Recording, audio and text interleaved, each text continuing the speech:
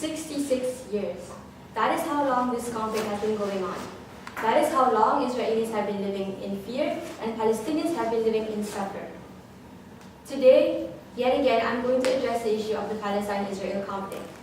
And today, yet again, I'm standing on no sides and I'm standing on both sides. I am placing no blame, and I'm not here to place any blame, and I'm not here to convince you to put any blame on any side. I am here today because I care and I want to see a change made in that particular region. Now today I am going to advance further from my previous solution of military aids and military trades. Today I want to explain to you what can we do after we have done that. Primarily, today I'm going to explain to you the primary obstacles to achieve peace in this conflict, and also propose a grassroots movement in order to finally help resolve this conflict. Not fully resolve it, but help resolve it. Now, in any conflict, let it be between nations or between individuals, resolution is difficult to achieve without trust. And this is something that is very lacking between Israelis and Palestinians. The distrust is very prevalent among leaders of the two nations. In light of the recent attack, Al Jazeera reported that Hamas leader Khalid Mish'al said that no ceasefire will be given unless the blockades are lifted, while Gisha, the Legal Center for Freedom of Movement, reported Israel Foreign Minister Avigdor Lieberman saying that the blockades will not be lifted as long as Hamas is still attacking them. As you can see, this becomes a chicken and egg problem. Which comes first? Who should make the first move? Now, one would not stop because one does not trust the other to stop as well. The distrust among the citizens of these two states are very prevalent as well. You have that Palestinians don't trust the Israelis to stop the oppression, and you have the Palestinians not trusting the Israelis to stop. And you have the Israelis not trusting the Palestinians to stop the terrorism. Both sides don't see each other as trustworthy partners to achieve peace. Now, sociologist Dr. Halim Barakat said in his book, The Arab World, Society, Culture and State, the authoritative and hierarchical structure of the Arab society is one of the reasons why the culture of peace is so hard to nurture among Palestinians. This caused the Palestinians to see rebellion and aggression as the fastest way to liberate themselves. This also has caused more and more people to get influenced and get involved in militant operations. On the other side, Israelis have become more distrustful of Palestinians, especially after unexpected suicide bombings after the Oslo Agreement. However, recently, this distrust has been escalating quite unreasonably, particularly in social media. You have a Twitter user, Ashley Said, tweeting, "Kill Arab children so there won't be a next generation," while Azohar_CISO1 tweeted, "Stinking Arabs, may you die, amen." As you can see, this sentiment might not be the sentiment of the entire population. This sentiment might just be a minority sentiment. But even so, achieving peace we cannot achieve peace if these sentiments are publicly demonstrated among the citizens.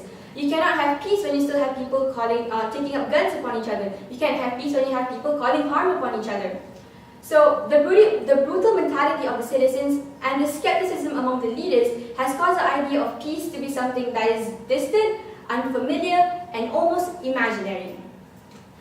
Even if 3 days ago, the Secretary of State John Kerry announced that new discussions are going underway, it's not as if discussions haven't been made before.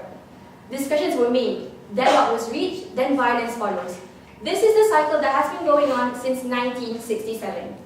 And it's time that we put an end to that cycle. The solution that I propose to end that cycle is that Israelis and Palestinians come together to form a joint organization that promotes peace education.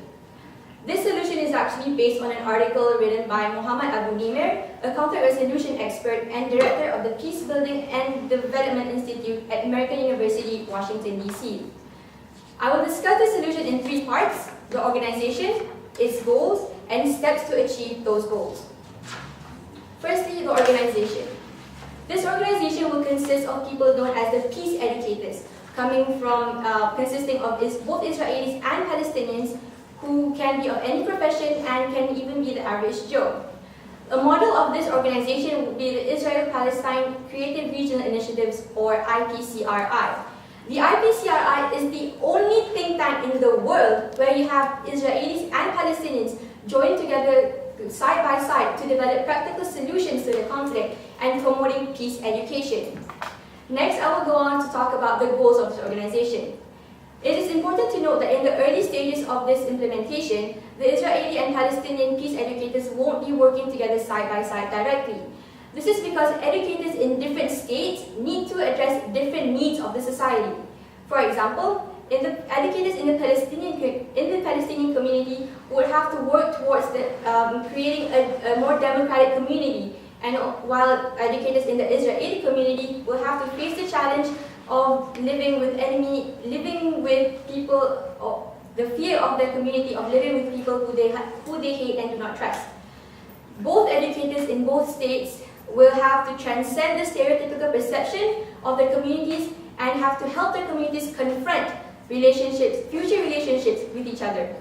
Ultimately, the goal of this organization will be reconciliation with acknowledgement to the pain, suffering, and need of both communities. Once both communities are ready and willing, only then will joint activities be done. Now we're going to move on what they would do to achieve those goals. According to the second edition of Ian Harris and Mary Lee Morrison's book, Peace Education involves building a democratic community, developing moral sensitivity, and stimulating critical thinking. This requires the development of a curriculum that focuses on democracy, universalist values, and a curriculum that can help each community humanize the other community.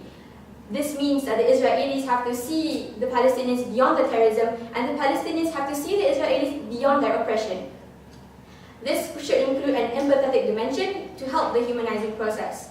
One example of the curriculum is the Learning Each Other's Historical Narrative project in Israeli and Palestinian schools. This project was developed by Professor Sami Adwan of Bethlehem University and Professor Dan Bar-On of Ben Gurion University.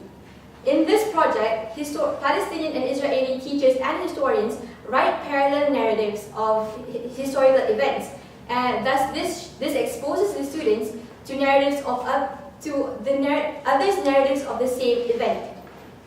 The goal of this project was to break down stereotypes and build more nuanced understandings by the next generation of citizens. Next, another important part of this peace education is the problem-solving workshops. The problem-solving workshops participants in the problem-solving workshop will include members of both groups, including all strands of opinions from the moderates to the extremists, and will be mediated by social science scholars which have knowledge in the cause, effects, and dynamics of the conflict. Now, they will exchange ideas, recognize key obstacles, and explore new solutions in the low-key, non-committal, and academic context. According to beyondintractability.org, University of Colorado's a project under the University of Colorado's Conflict Information Consortium, problem-solving workshops prepare the parties for more formal communication processes and supplement official negotiations.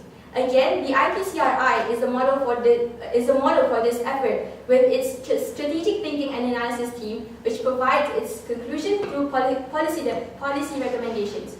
In the conclusion, I hope I have shown to you today that simply ending military aid or continuing peace negotiations cannot help the Israelis and Palestinians achieve peace sustainably. We need a joint organization that can help promote peace education. We need a joint organization to promote peace education. We need to develop a curriculum, and we need to promote problem-solving workshops that can overcome deadlocks during negotiations. The RPCRI is an exceptional model for in this case. Why am I telling you this?